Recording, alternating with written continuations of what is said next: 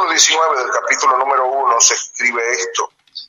Es el mensaje del mismo Señor Jesucristo hablando al apóstol Juan y le dice: escribe las cosas que has visto y las que son y las que han de ser después de esta.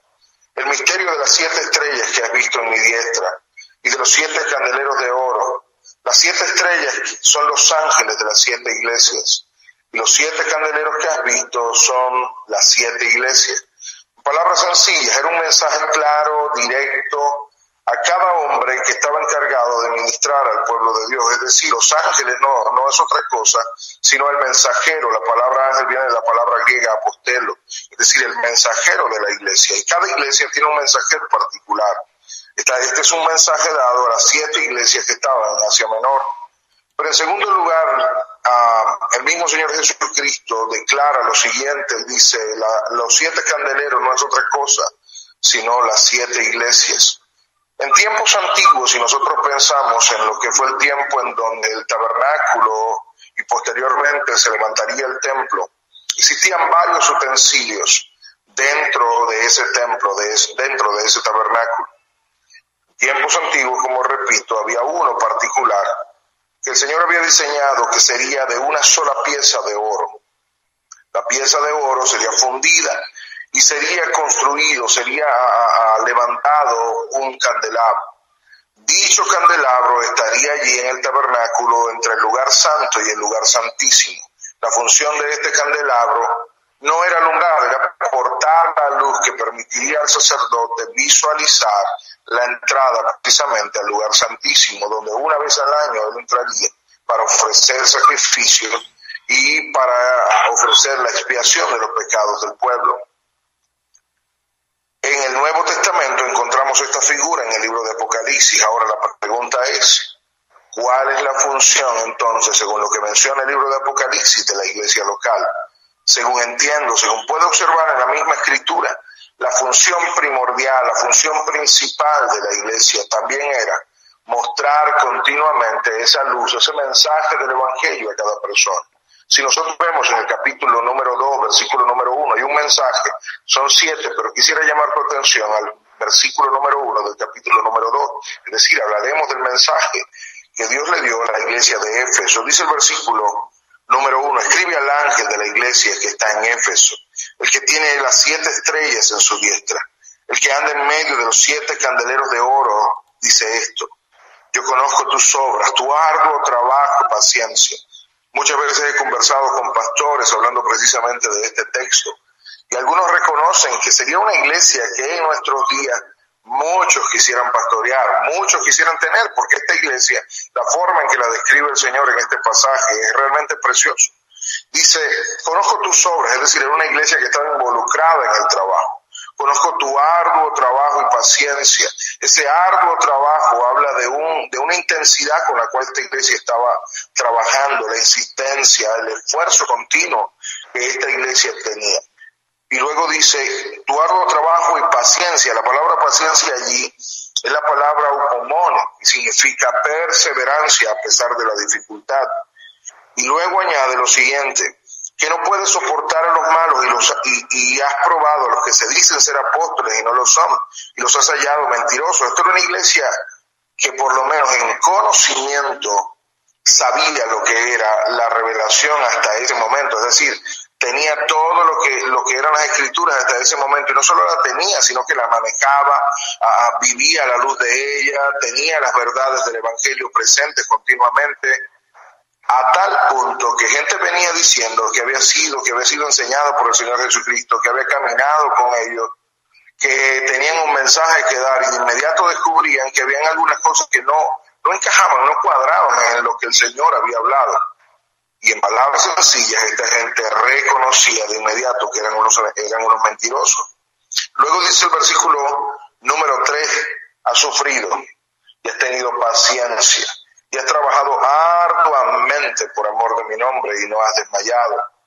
Parece, hermano, que era una iglesia que no solamente tenía las cosas fáciles por delante. Ese sufrimiento no es más que las pruebas, las dificultades a las cuales una iglesia tiene que enfrentarse continuamente. Y añade nuevamente el Señor, y has tenido esa perseverancia, has tenido esa paciencia, has tenido esa entrega, y tu trabajo ha permanecido en el tiempo. En palabras sencillas, esta era una iglesia comprometida, trabajadora, esforzada, dedicada, que había sido probada y continuaba en el tiempo haciendo la obra. Cualquiera diría que sería la iglesia perfecta en nuestros días. Pero hay un pequeño detalle que menciona el versículo número 4. Dice, pero tengo contra ti. Y parece que no hubiera nada que señalarle, pero el Señor mismo dice, pero tengo contra ti que has dejado tu primer amor. Es el mismo Señor quien está hablando aquí, diciéndole a la iglesia, ustedes han dejado de hacer algo que era sumamente importante. Y algunos, la verdad, en medio de nuestros días, ciertamente tenemos un compromiso con el trabajo en la iglesia. Ciertamente tenemos un compromiso con todo lo que mueve la iglesia del Señor. Pero una de las cosas que nosotros tenemos que recordar es la razón de ser de una iglesia local.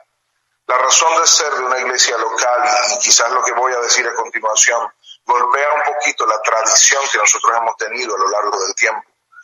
No es solamente involucrarnos en la ortodoxia, no es solamente involucrarnos en lo que es el trabajo rutinario dentro de la iglesia local, no es solamente preparar cánticos, no es solamente tener especiales, no es solamente tener una serie de enseñanzas en la escuela dominical, no es solamente la formación que nosotros le demos a lo que es el orden eclesiástico, sino que va mucho más allá de las 4 paredes que rodean el templo donde nosotros nos reunimos. La razón de ser de una iglesia, en primer lugar, es el mismo Señor Jesucristo, es la adoración que nosotros le demos a Él. Uno de los textos más resaltantes que continuamente citamos es lo que menciona Éxodo capítulo número 20. Éxodo capítulo 20, ahí está recitado lo que son los 10 mandamientos, y comienza con uno particular, dice, no te harás imagen, ni ninguna semejanza de lo que esté arriba en el cielo, ni debajo en la tierra, ni debajo del mar, no te inclinarás a ella, ni le honrarás. Y la razón está en el mismo pasaje, dice, porque yo soy Jehová tu Dios, fuerte y celoso, que visito la maldad de los padres sobre los hijos hasta la 3ª y 4ª generación de los que le aborrecen. Está hablando del hecho de que no solamente Él es el Todopoderoso, sino que es celoso, y Él no comparte. En otro pasaje vemos que Él no comparte su gloria con nadie.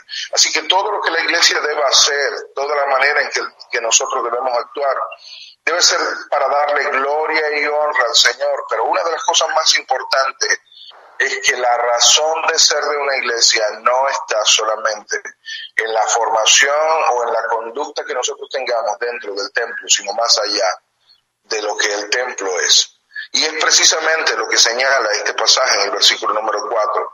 Tengo contra ti una cosa, tú has dejado tu primer amor. Si tú estás involucrado en todo lo que es el trabajo, y pudiéramos decir una frase que hace un tiempo escuché, alguien dijo, podemos estar tan enamorados, tan sumergidos en la obra del Señor que podemos olvidarnos del Dios de la obra. Por ello es necesario lo que menciona el versículo número 5. El Señor le dice allí a la iglesia, recuerda por tanto de dónde has caído y arrepiéntete. Lo primero que una iglesia necesita hacer para volver a ese primer amor es recordar la obra de Cristo, la obra maravillosa que el Señor hizo en la cruz. Hay un pasaje en Corintios, si no mal recuerdo, es el 2º capítulo de Corintios, capítulo número 2, versículo 1 y 2, cuando dice, mas por Él estáis vosotros en Cristo Jesús, el cual nos ha sido hecho por Dios sabiduría, justificación, santificación y redención. Perdón, hermano, eran los últimos 2 versículos del capítulo número 1. Lo que el Señor está tratando de recordarnos allí es que solamente por la gracia de Él, esa sabiduría fue poder ver cada aspecto de la vida, no desde el punto de vista nuestro, sino desde el punto de vista de Dios. Y fue entonces cuando nuestros ojos fueron abiertos, cuando la obra maravillosa a través de la predicación del Evangelio, las buenas nuevas de salvación que Él encomendó a los apóstoles, llegaron a nuestros oídos. Fue entonces la obra maravillosa de gracia del Espíritu Santo convenciéndonos de pecado, de juicio y de justicia. Efesios dice, Él también vosotros, habiendo oído la palabra de verdad, el Evangelio de vuestra salvación, y habiendo creído en Él, fuiste sellados con el Espíritu Santo de la promesa. Es recordar entonces cuánto fue el sufrimiento de nuestro Señor Jesucristo en la cruz. Es volver a ese momento en donde nuestra vida no valía absolutamente nada. Recordemos los pasajes cuando dice, que hemos sido salvos por gracia, por medio de la fe, y esto no es de vosotros, es un regalo de Dios, no es por obra para que nadie se gloríe. Recordar en ese momento pasajes como cuando el Señor nos vio y no valíamos absolutamente nada, porque no hay quien haga lo bueno, no hay ni siquiera uno. Todos se desviaron, a una se han corrompido, a una se hicieron inútiles.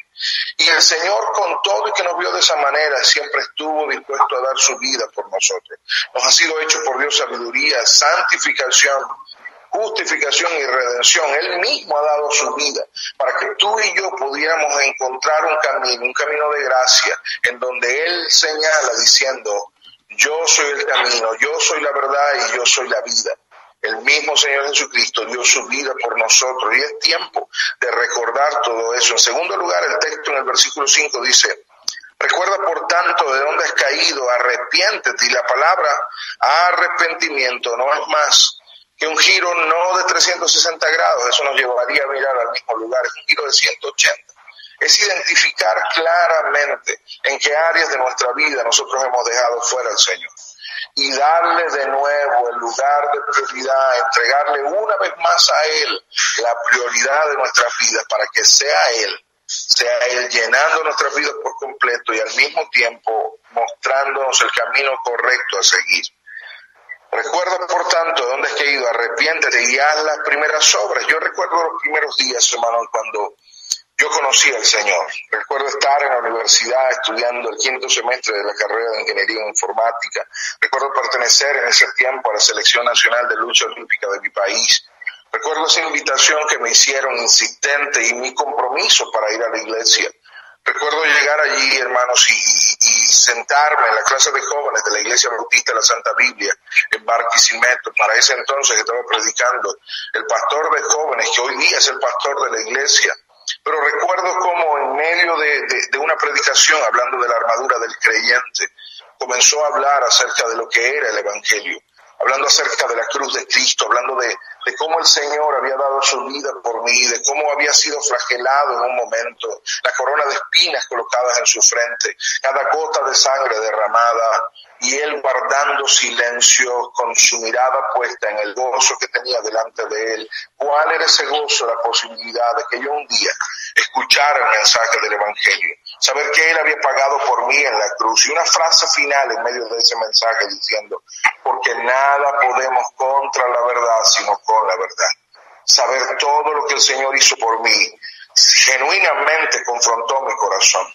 Y en medio de ese momento no valía ningún título universitario, no valía ninguna de las medallas que estuvieran colgadas en la pared, ningún reconocimiento habido a que yo hubiese podido recibir de parte del Estado, valía eso. Cristo había hecho mucho más por mí que de lo que absolutamente nadie en el mundo lo había hecho. Y en ese momento, con lágrimas en los ojos, yo recuerdo venir al Señor Jesucristo diciéndole: Señor, necesito que entres en mi corazón, necesito que seas el Salvador de mi vida. Y yo no hay momento más precioso que poder pensar en lo que el Señor ha hecho en nuestras vidas, para solamente decirle a Él: Señor, aquí estoy, simplemente quiero entregar mi vida a ti. Recordando dónde comenzamos este mensaje, el mismo versículo número 5 nos lleva allí. Dice: arrepiéntete y haz las primeras obras. Luego de ese día, luego de haber conocido a Cristo, mi mayor anhelo, mi mayor esfuerzo era conocer no solamente lo que había hecho en la cruz, yo quería conocer su vida, yo quería conocer la forma en que él actuaba, yo quería conocer la manera en que él trataba con los pecadores, pero al mismo tiempo ese trato sencillo, dócil sobre mi vida, cada vez comenzaba a crecer. ¿Y cómo lo hacía? No era otra cosa sino ir continuamente a la palabra de Dios. Yo creo que uno de los hábitos que la iglesia del Señor, de una manera o de otra, necesita regresar a ella, es volver a la palabra de Dios, volver a las Escrituras, acercarse de nuevo a ella, meditar continuamente en la palabra de Dios, porque esas son las primeras obras de la vida de un creyente. Pasar tiempo en las Escrituras. El Salmo capítulo número 1 dice: bienaventurado el varón que no anduvo en consejo de malo, ni en silla de escarnecedores se ha sentado, sino que en la ley de Jehová está su deleite, está su delicia, y en su ley medita de día y de noche.